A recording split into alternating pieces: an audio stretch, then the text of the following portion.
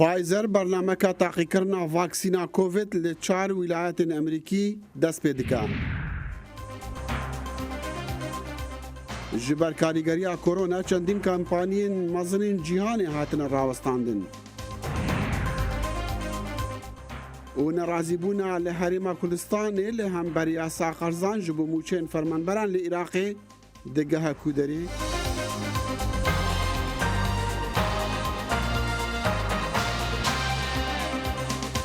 Silav û rêz û hîviyên demexweş digel Kurd Connection ji dengê Amerîka li Washington. لای مریشەوەی دەمەتان خۆش سێشەممە 8:30 شەوەکی وەدەم واشنگتن ئومیدەوارم دەمێگی خۆش وەلمان گوانە سەر. کۆمپانیای ڤایزەر دەست بە بەڕنامەیەکی تاقیکردنەوەی کردووە بۆ کوتانی کۆڤید-19 لە 4 ئیالەتی ئەمریکادا لە بەرەوەی کۆمپانیای دەرمان دروستکەری ئەمریکایی بە دوای چارەسەری ئەو بەرەنگاریانەی دابەشکردندایە کە ڕوبەڕووی پێداویستی کۆگای زۆر سار دەبێتەوە.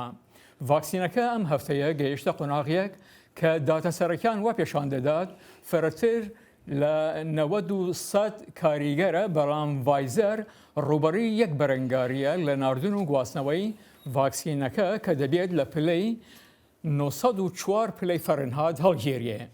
بە شوێکی بەرچاو لە 4 ستاندار هەر ڤاکسینەکان لەو 4 ویلایەتە بریتین لە ڕۆد ئایلند، تەکساس، نیومەکسیکۆ، تەنسی و هەروەها جیوازی هەیە لە شێوەی قەبارە و جیوازی دانیشتوان و بەرگریەکان. و لە لایەکی ترەوە مۆدرنا لە ڕۆژی دووشەممە وتی ڤاکسینی کۆڤید-19 بەرگریەکی بەهێز دابین دەکات و هیوا بەخشە لە بەرامبەر پەرسەندنی ڤایرۆسەکە چ لە ئەمریکا و یاخود لە سەرانسەری جیهان و پێدەچێت کۆتانی مۆدرنا 94.5 پوینت کاریگەر بێت. بە پێ دادە سەرەتاییەکان ئەو کۆمپانیایە هێشتا بەردەوامە لە تاقیکردنەوەکانی لەسەر 3000 خۆبەخش لە کۆمپانیاکەدا. هەفسەنگیا دەسەڵاتێ دی کۆنگرسا ئەمریکیدا وێ لەسەر هەڵبژاتنە دوو ئەندامان بە لە ویلایەتە جۆرجیا و ئەنجامێن هەڵبژاتنین سەرۆکاتیە لەوەر گەلک نزیکی هەفبوون. ئەو دوو ئەندام و دیار بکن کە ئەگەر دەسەڵات دیوەرە دابەشکردن لە دەمێ ڕێڤەبەراتیە جۆ بایدن. دەڕوانیتە هەر شوێنێک لە ئەمریکا پەتای ڤایرۆسی کۆڕۆنا ڕووی لە هەڵکشانە، بەڵام ڤایرۆسی بەرپرس لە نەخۆشی کۆڤید-19 لە نێوەندی کێشمانی سیاسیدا گیری خواردووە بەوەی کە ئاخۆ سەرۆک داناڵد ترامپ ڕێگە دەدات بە هاوکاری لە نێوان بەڕێوەبەرایەتیەکەی و نێوان تیمەکەی جۆ بایدن براوەی پێشبڕکێی سەرۆکایەتی 2020 ئەوەی لە 20 مانگی یەکدا ڕێوڕسمی گرتنە دەستی پۆستی سەرۆکایەتی بۆ ئەنجام دەدرێت. هەتا ئێستا ترامپ کە بەردەوامە لەوەی دەڵێت و بەبێ بەڵگە گوایە ساختەکاری بەربڵاو لە دەنگدانەکەدا هەبووە ڕێگەی بە گواستنەوەی دەسەڵات بۆ حکوومەتێکی نوێ نەداوە دەست بەکار بێت. ئەندامانی تیمی جۆ بایدن دەڵێن ئەوە وڵات لە سەروبەندی زیادبوونی پەتاکەدا دەخاتە مەترسیەوە. ئەوە لە بەرژەوەندی وڵاتەکەیە کە تیمی گواستنەوەی دەسەڵات هەڵسەنگاندنەکانی هەڕەشەکە بکات بۆەوەی کە تیمەکە لەبارەی پلانەکانی دابەشکردنی ڤاکسینەکە بزانێت و لێ تێبگات و هەروەها پێویستە بزانێت بڕی ئەمبەرکراوی ڤاکسینەکە لە خوێن، هەروەها ئایا ئاستی هەبوونی ماسک و دەستکێش لە چیدایە. زانیاریکی زۆر هەن کە پێویستن بگرێنە تیمەکە، ناکرێت ئەمە چیتر چاوەڕوانی بۆ بکرێت. بە گوتەی ڕۆژنامەی واشنگتن پۆست سەرۆک ترامپ بۆ 5 مانگە ئامادەی کۆبوونەوەی هێزی ئەرکی ڤایرۆسەکە نەبووە، بەڵام هەفتەی ڕابردوو سەرۆک ترامپ باسی لە خشتەی کاتی ڤاکسینێک بۆ نەخۆشی کۆڤید-19 کرد. ئەم پرۆسەیە دەستبەجێ دەست پێ دەکات و بە ملیۆنەها ڤاکسین بەم زوانە دەنێردرێن و هەمویان ئامادەن و چاوەڕوانی پەسەندکردنی کۆتایین.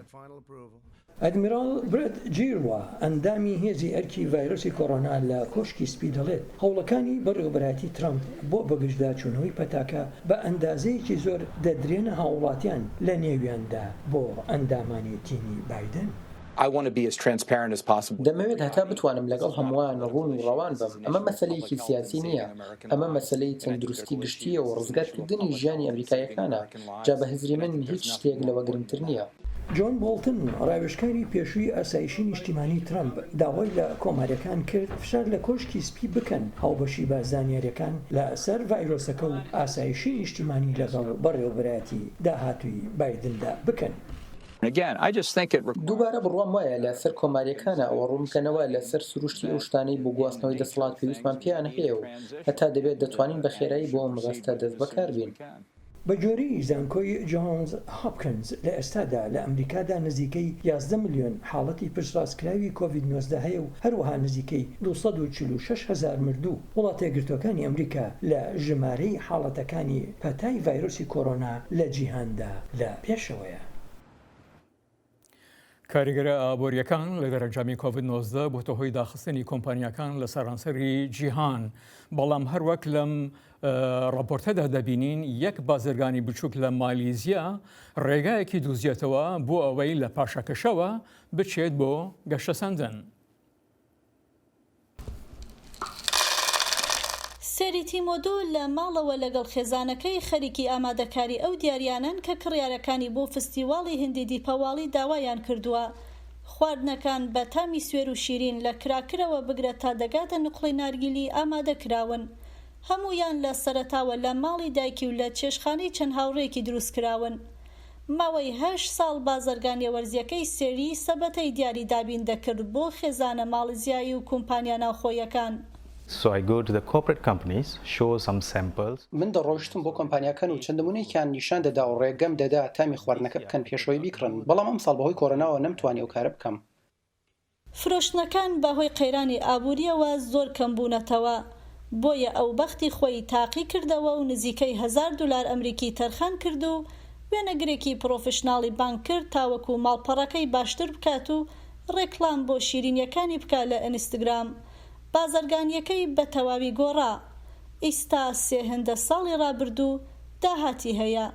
The main reason why I did professional videography and photography is because بۆ کاری سەرەکی ئەوەی کە من ڤیدیۆ و وێنەی پرۆفشناڵم بۆ کارەکەم بەکارهێناو، بۆ ئەوەیە کە خەڵک ناتوانن دەست لە بەرهەمەکە بدەن و هەستی پێ بکەن، بەڵام دەیانەوێت باشتر بەرهەمەکان ببینن بۆیە هەست بکەن کە بەرهەمی دروست بۆ ستافەکان دەکڕن. ئەمە چیرۆکی سەرکەوتنێکە لە سەردەمێکدا کە زۆرێک لە کارداریەکان لە ئیستادا بەهۆی قەیرانی ئابووریەوە تووشی گرفت بوونەتەوە. هەموومانە دەگەڕێتەوە بۆ عەقڵ و ئایدیای خاوەنکارەکە. یوهندران نەیدار توێژەر لە پەیمانگای دیموکراسی و کاروباری ئابووری دەڵێت دەبێت خاوەنکار و پیشەکان بازرگانی خۆیان بگونجێنن لەگەڵ کات و گۆڕانکاریەکاندا. ئەگەر ئەوان ئامادە بن ئەو گۆڕانکاریانە ئەنجام بدەن کە پێویستە بۆ مانەوە و ڕاگررتنی پەیوەندیەکان لەگەڵ کڕیارەکاندا، ئەوە دەتوانن پیشەکانیان زیندوو ڕاگرن. so I think when there is پێم وایە کاتێک کێشەیەک هەیە پێویستە چارەسەرێکی بۆ بدۆزینەوە، بۆیە لێرەش بە هەمان شێوە کاتێک کە دۆخەکە گۆڕا پێویست بوو بەڕاستی بە دوای بژاردەی تردا بگەڕێین کە چۆن بتوانین بەرهەمەکانمان باشتر نمایش بکەین و ئەمەش هەمانە شتە بوو کە لە ڕاستیدا کردمان. سەری کاتێک ڕێگای بەردەمی لەگەڵ کڕیارەکانیدا داخرا، ڕێگایەکی دیکەی دۆزیەوە. هەر لەبەر ئەوەش بوو کە بازرگانی ئیمساڵی بۆ ئەو وەک تامی بەرهەمەکانی شیرین بوو بۆی. ئەم بەرەفداویە ساڵە دەردێ کۆرۆنا دەچن vê ڤایرۆسê pitir ji 47 ملیۆن کەس li cîhanê vegiritine û pitir ji milyonekê jî pê mirine. Ev li gora jimarên rêxistiya saxlemiya cîhanê WHO ye. لە هەموو جیهانê خەڵک ji vê pandemiyê bêzar bûne. Bêzar bûne ji bicihînana xwedûrxistina civakî. Karmendên saxlemiyê jî bêzar bûne. Em gelekê dixemgînin ji ber wê bandora derûnî ya li ser saxlemiya perîstaran hey. Perîstar û karmendên diyên saxlemiyê bi miriyan radimînin. Dema ku kesek dî nikare wê bike ya ku ew dikin. Pir zehmet e tu bibînî kesekî pêşçovê te bimrî. Karmendên tenduristiyê her ji destpêka pandemiyê bi saetên dirêj di nava xizmetê dane. Dema ku ew weke li hingan dihatin pêşwazîkirin û normal e ku dest ji hişdariyê berdeyîn, lê ya giring ew e ku em li bîr bînîn ku dibe dema em li cihekî bihêna xwe vedikeyn li gor pîvanên bi ewle lê Covid-19 newiha ye. Ew dêt nava xelkî da ya bivegir bît. Li bazarî xwepîşandanan da Covid-19 guh nadete sedemên hevkariya siyasî. Rêxistina tendurustiya cîhanî ji rêberên cîhanê daxwaz dike ku ew tangaviyên mirov pêra rêpirî bûye naz bikin. Ez di şepirzebûna pandemiyê digihim ya ku rastî hemiyan hatî. Bêzarbûna ji nedîtina malbatên xwe, awayê karkirina me guharandiye. Awayê serederiya me bi giştî guharandiye. ڕاستیا تەحلەژی ئەو قوربانیان کۆمەدانە و هێژی بەردەوام دەدەن و دیروکا بەردەوام بووناوێژی پاشە ڕۆژێ نەدیارە. شارەزا دەبێژن حتا کو سیناهیا پەیدابوونا ڤاکسینێ هەبە ژی ڕێکا تەکانەیە چارەسەریە لە دژ وەستیانێ ئارامی و بەهێزبوونە. Ez ji wê re dibêjim hezkirin. Hezkirin bû kirina tiştekê bêy dilê xwe. Ji ber ku em wê nas dikîn û gelek giringiyê dideyne. Em xwe diparêzîn û wan kesên em çavdêriya wan dikîn. شارەزا ئامۆژگاریên ڕێکا گرتنابەر یا ڕێکên ساخلەمیê dide yên weke destşûştina berdewam. Herwiha xelk dema ku dixwazin karekî ku wan dilşad bike encam bidin divêt hişyar bin û rîska metirsiyê kêm bikin. Peydakirina maskên nû tiştekê ku mirov pê dilşad bike. Pirsa ji hevdûbûna civakî, dîtina tiştekî nû û tiştê nû jî ew ku me jiyê me rehet bike ku bişên bi ser westiyanê de bi ser kevîn. شارەزا دەبێژن دەما ji xelkî bihê pirsîn ku beşekî çareseriyê bin ew ê pitir hevkar bin. Dê ji bo dawî înana pandemiyek din jî bi kêr bihêt. Dibe ji bo vê jî baş be û rojekê di her pandemî dawî bihêtin. کورد بە هێوایەکی زۆرەوە دەڕۆنێتە بە ڕێوەبەرێتی ئایندەی ئەمریکا و جۆ بایدن ئەگەر بێت و تا 20 مانگی یەک سەرکەوتنەکەی پشتڕاست بکرێت. بۆ تیشکنە سەرام بابەتە ئۆمەر شێخمووز کەسایەتی ناوداری کورد ڕامیێرزانی دیێرین و سەرۆکی پێشووی بەشی کوردی دەنگی ئەمریکا ڕاستەوخۆ لە ستۆکهۆڵمەوە لە ڕێگای سکایپ لەگەڵماندایە. کاک ئۆمەر خۆشاتنەوە بۆ بەرنامەکانی بەشی کوردی. کورد بەو دابەشبوون و پەرتەوازەیە و لە لێواری شەڕێکی ناوخۆدایە لە هەرێمی کوردستان ئایا کەس ئامادەیە گوێی لە سکاڵ و داخوازیەکانی بگری جا بایدن بێت یا هەر کەسێکی تر؟ زۆر سپاس کاکجانی سپاسان دەکەم بۆ ئەم دەرفەتە.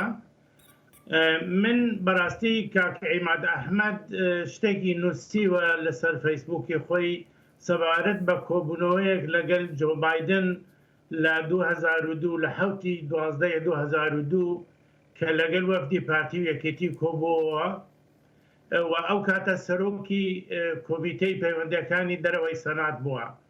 لەوێ پوختەی قسەکانی زۆر گرنگە کە باسکەم کە هەڵوێستی جۆ بایدن و ئەمریکا چه دەبێت بۆ ئەوەی ئینسان بە هەڵەدا نەچێ. دەڵێ ئەمەی پێوتون ئەمریکا نکۆلی لە ڕەوایی مەسلەی کورد ناکات. تا ئەو شوێنە پشتوانی لەسەر ڕاستی کورد دەبێت کە خاوەن سیاسەتێکی عەقلانی و منطقی بێت. یعنی هەتا سیاسەتی کورد سیاسەتێکی عەقلانە و منطقی بێت ئەمریکا پشتیوانی دەکات و لەسەر مەسەلەی ڕەوابوونی پرسیگەلی کورد هیچ گیرگفتێکیان نییە. بەڵام بە خۆت دەزانی سیاسەتی دەرەوەی وڵاتان بە تایبەتی زەلێزەکانی جیهان بە پلان و بە لێکۆڵینەوە و بەشیکردنەوەیە. مەسەلە ئەوە نییە کە ئایا دۆستە یان دۆست نییە، حەز لە کوردەکە یان لە کورد ناکە، ڕەوشی کورد چۆنە. مەسەلەی بەرژەوەندی نەتەوەییە، سیاسەتێکی دارێژراوە. بەڵام ئەگەر شتێک ببێ شتێکی گۆڕانکاریەکی نسبی دەبێ لەگەڵ چونکە بەڕێوەبەرایەتی ترامپ شتێکی تایبەتی بوو و من وەکو پەراوێزێکە یان پەرانتێزێکی تایبەتی لە مێژووی ئەمریکا تەماشا دەکەم. کاک عومەر تا چەند کورد لە پەیوەندی دیبلۆماسیدا شارەزا و بەتوانایە تا بتوانین لە واشنگتن یان لە برۆسڵ کاریگەری هەبێت؟ خەڵقی لێوەشاوە لە ناو ملەتی کووردا هەیە، لە ناو سەرکردایەتی سیاسی کووردا هەیە، بەڵام زۆر بەداخەوە سوودی لێوە ناگرن. ئەوە یەک. دوو، ئێمە هەمومان دەزانین کە ئەگەر بە شێوەیەکی یەکگرتوو بە شێوەیەکی عاقلانە سیاسەتی خۆیان داڕێژن هەموو دنیا جێیان لێ دەگرێت، بە تایبەتی کە پۆتەنسیالێکی پشتیوانی و سمپاتی بۆ ملەتی کورد هەیە.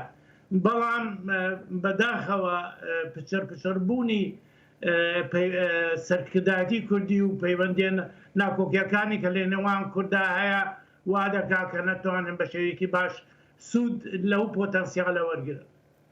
کاک عومەری مەزانی ئەمریکا هەرچەند پەیوەندیەکانی لەگەڵ ئەو وڵاتانەی کورد بە سەیرانەدا بەشکراوە ئاڵۆزە و باش نییە. ئایا ئامادەیە ڕۆژێک لە ڕۆژان بەرژەوەندەکانی خۆی لەگەڵ ئەو وڵاتانەدا لە بەرچاوی کورد بخەدە مەترسیەوە بگرە ڕژیمێکیش وەکو ئیران کە بەو جۆرە سەرسەختانە دژایەتی دەکات؟ بێگومان هەتا ئێستا ئەوەی نەکردووە چونکە بەرژەوەندی ئابووری سیاسی دیپلۆماسی زۆر گرنگتر بووە لەگەڵ ئەو وڵاتانە و ئەو حکوومەتانە بەڵام ئێمە وەکو کورد ئەگەر ژمارەیەک شت هەیە کە بتوانێ ڕەوشی ئێمە و پشتیوانی ئێمە ببێ بە پرایۆرەتی یعنی ببێ بە پرسێکی پێشەکی بۆیان ئەویش ئەوەیە کە ببینین بە نمونەیەکی باش ئالتەرناتیڤێکی باش پێشکەشکەین ئێمەسەن ئێمە ڕەوڕەوی توندڕەوی ئیسلامی لە ناو کۆمەلگای ئێمە کەمە بە بەراورد لەگەڵ وڵاتانی دراوسێدا دوو دەورێکی باشمان بینیوە لە شەڕی داعشتا دۆستایەتی وڵاتانی ڕۆژاوە ئەمریکا لە ناو ملەتی ئێمەدا زۆر فراوانە ئەو وڵاتانەی کە ئەوان پەیوەندیان لەگەلا کردوون و پشتیوانیان لەگەلا کردوون لە دوایە هەمویان دژمناتی ئەمریکایان کردووە بۆیە پۆتەنسیالێک هەیە بۆ پشتگیری لە مەسلەی کورد بەڵام لەسەر ئێمە ماوە کە ئێمە بتوانین وەزعی خۆمان ڕێکخەین ببین بە ئالتەرناتیڤێکی کە بتوانین پشتیوانی بکەن. بەس کاکۆمەر کورد دەبێت چی بکات بۆ ئەوەی لە ناوچەکەدا هاوسەنگی و ئاراستەکان لە بەرژەوەندی خۆیدا بگۆڕێ؟ وەکو ئەو شتەی کە لە سەرەتاوە بۆم باس کردی ئەگەر سیاسەتێکی یەکگرتوو و عاقلانە و منطقیمان هەبێ ئەوە هەموو دنیا پشتیوانیمان دەکات. دوو دەبێ بزانین کە سیاسەتی وڵاتانی دەرەوە سیاسەتی دەرەوەی وڵاتان لەسەر ئەوە ڕانەوەستاوە کە ئایا دۆستی کوردیان دۆستی کوردنیە پەیوەندی لەگەڵ کورد باش بۆیە دەبێت دایمەن بەرژەوەندی خۆی لە بەرژەوەندی نەتەوەی لە بەرچاو بگرێ. کورد دەبێ ڕێگایەکی وا بگرێ ڕێبازێکی وا بگرێ کە ببێ جێگای سەرنج و ڕاکێشانی پشتیوانیان بۆ لای خۆی. ئۆمەر شێخ مووس کەسایەتی ناسراوی کورد و ڕامیێرزانی دیێرین و سەرۆکی پێشووی بەشی کوردی دەنگی ئەمریکا زۆر زۆر سپاس. سپاس بۆ.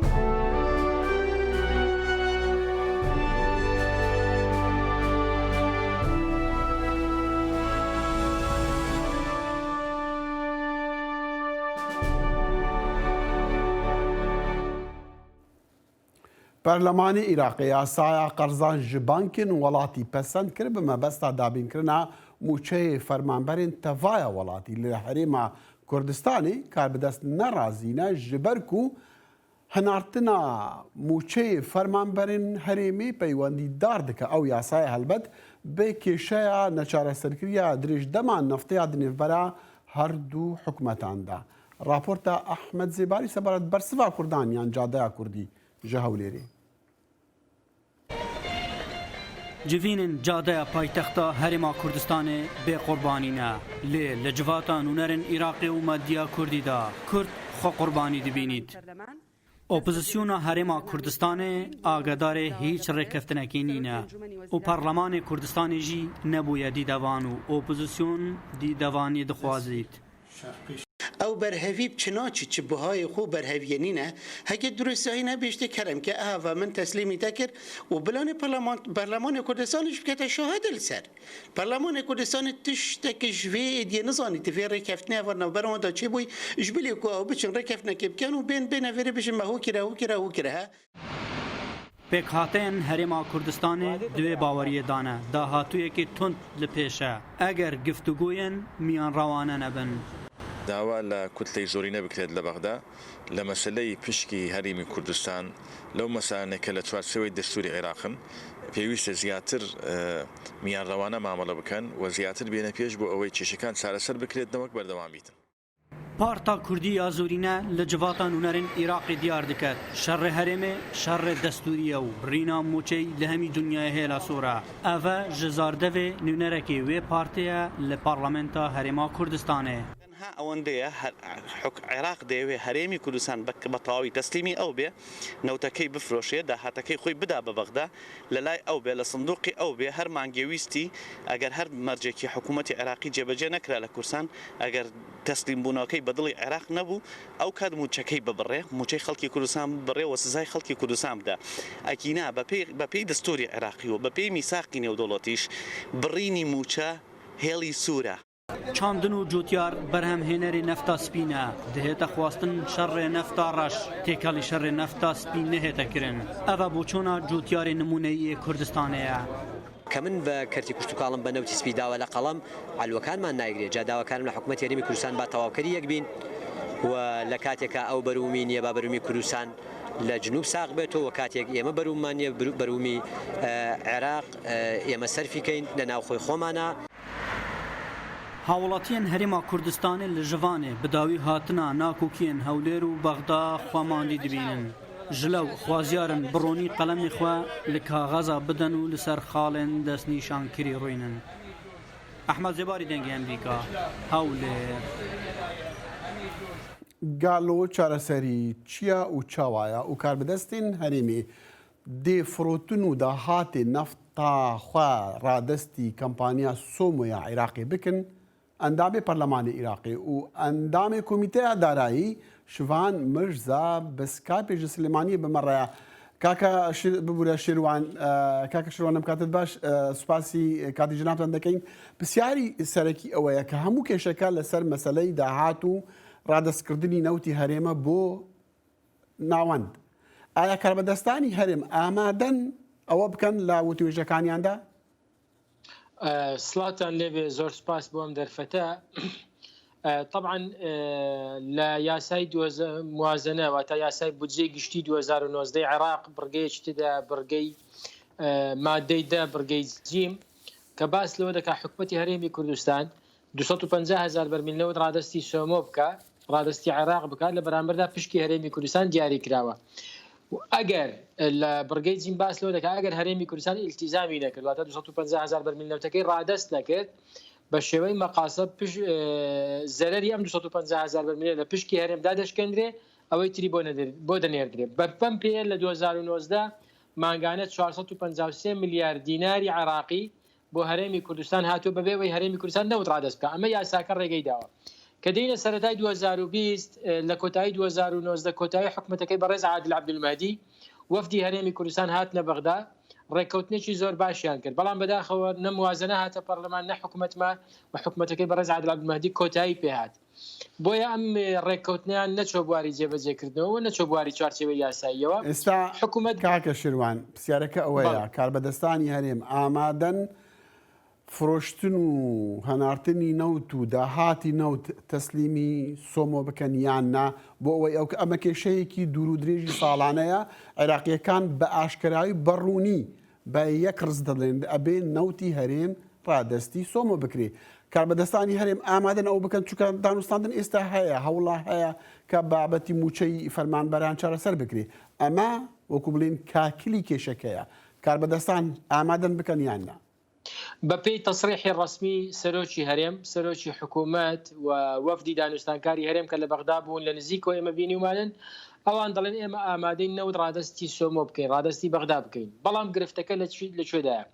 گرفتەکە لەوەدا تەبعاً لە 15/8 ڕێککەوتنێک لە نێوان هەرێم و بەغدا کراوە کە لە چەند خاڵێک پێی کاتۆ باسی نەوتی تێدانە بۆ لەبەر ئەوەی نەوت ئەو کاتە حکوومەتی عێراقی نەوتی نەدەویست لەبەر دەوێت ئیلتیزام بکات بە اتفاقی ئۆپیک پلاس بەکەمکردنەوەی هەناردەی نەوت بۆیە داهاتی خاڵستنورەکانی تێدا لە 18دا حکوومەتی هەرێمی کوردستان نووسراوێکی ڕسمی ئاراستەی بەغدا کردو داوای جێبەجێکردنی ڕێککەوتنەکەی لێ دەکات حکوومەتی عێراقی تا ئێستا جوابی نەداوەتەوە. بەپێی تەسریحی ڕسمی بەرپرسانی حکوومەتی هەرێم ئامادەن نەوت ڕادەست بکەن بەڵام نەوتی هەرێمی کوردستان ئیلتیزاماتی پێوەیە لەگەڵ شەریکاتی نەوت لەگەڵ تورکیا لەگەڵ ئەو شەریکە عیملاقانەی گەورانەی نێودەوڵەتی کە لە هەرێمی کوردستانیش دەکەن بۆیە دەبێ وەفدی هەرێمی کوردستان وەفدێکی فەنی بێ بچێ لەگەڵ سۆمۆ و لەگەڵ وەزارەتی نەوت کۆ ببێتەوە لە بەرامبەر ڕادستکردنی نەوتدا چه ئیلتیزاماتێک دەکەوێتە سەر حکوومەتی عێراقی و چه ئیلتیزاماتێک دەکەوێتە سەر هەرێمی کوردستان التزاماتەکە جێبەجێ بکەن باشە بەبێ ڕادەستکردنی نەوت جارێکی تر خەڵکی کوردستان زەرمەند دەبێت و ئێمە ئێستاش ئەگەر تووشی ئەمە نەبین مانگی داهاتوو کە موازنەی 2021 دێ بودجێ گشتی 2021 یاساکە دێتە پەرلەمان هەمان گرفتمان توش دەبەوە بۆیە باشترە ئێستا چارەسەری بکەین بەڵێ باشە لەم وەزعەدا فەرمانبەران و خەڵکی هەرێمی کوردستان گلەیی یان گازەندە لە چێ بکەن لە حکومەتی ناوەند بکەن یان لە کاربەستانی خۆیان لە هەرێم بکەن کە ئەم کێشەیە چارەسەر نەکراوە تا ئێستا بۆ خۆی ئێمە لە دووسێ ڕۆژی پێش دەنگدان لەسەر یاساکە لە ڕاستیدا هەوڵی زۆری ئەوەماندا کە ئەم موچەی فەرمانبەران پشکی خەڵک تێکەڵای ململانی سیاسی و تەنانەت تێکەڵای ململانی نەوتیش نەکرێت چکە نەوتیش کێشەیەکی دوورۆقۆڵی نێوان هەرێم و بەغدایەوە تا ئێستا چارەسەر نەکراوە خەڵک دەبێت گلەیی لە هەردوو لایان بکات هەم لە حکومەتی هەرێمی کوردستان بکە کە ئیلتیزامی نەکردووە بەوەی یان بڵێن کە ئیلتیزامیش نەبێ مەسەلەن بەرامبەر یاسا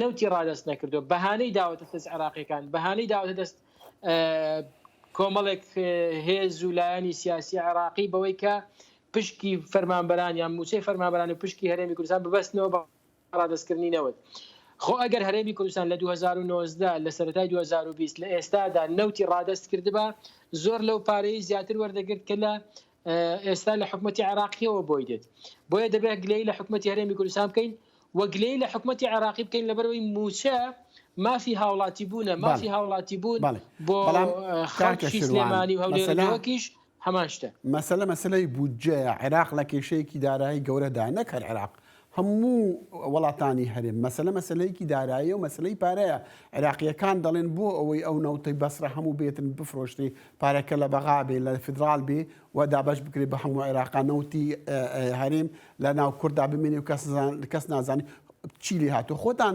یعنی دان بەوە دەنین کە کێشەتان هەیە لە ناو هەرێمە لە مەسلەی نەوتە مەسلەی گەندەڵیە مەسلەی فرۆشتنەکەی داهاتەکەی دیار نییە ئەوەی کە جەنابەت باس کرد ئەو هەموو ئالۆزی لەگەڵ کەمپانیا بیانیەکان هەیە یعنی مەبەستم ئەوەیە ینی کورد خۆی سیاسەتێکی ئاشکرا یان هەنگاوێکی فعلی جددی لەگەڵ عێراقا نیان ناوە بۆ ئەوەی ئەو کێشە چارەسەر بکرێت لەگەڵ منە یانە طبعا ڕاستە لە مەلەفی نەوت لە هەرێمی کوردستان مەلەفێکی ناشەفافە ئالۆزە و ملاحەزاتی گەورەی لەسرە پەرلەمانی کوردستان ملاحەزەی هەیە لەسەری هێزە سیاسیەکانی کە تەنانەت بەشدارن لە حکوومەت و ئەوانەشی کە بەشدارنین لە حکوومەت ملاحەزەیان هەیە لەسەری بەهەدەردانێکی سامانی زۆری تێدایە گەندەڵێکی زۆری تێدایە هەموو ئەوانە ڕاستە بەڵام مەبەستەکە ئەوەیە کە ناکرێت موچەی فەرمانبەران کە وەکو هاوڵاتیەک ببەستێتەوە بە ململانە بۆچی لەبەر ئەوەی یاسای نەوت و غازمانە لە عێراق کە پێویستمان پێ زۆر سوپاسی جەناب دەکەم شێروان میرزا ئەندامی پەرلەمانی عێراق و ئەندامی کۆمیتەی دارایی لە پەرلەماندا دەستەکان خۆش سپاس بۆیش و تا بەرنامەی ئایندەمان هەر شاد و سەرفراز بن لە ڕۆژە هەینێ دیسانەمێ بگەهینە دگە بەرنامەکە دیا کورد کۆنەکشندا هەتاوی دەمی و هەموو دەوانژی هەر دخۆشیادا بن و بدوعا بێمێنە خۆش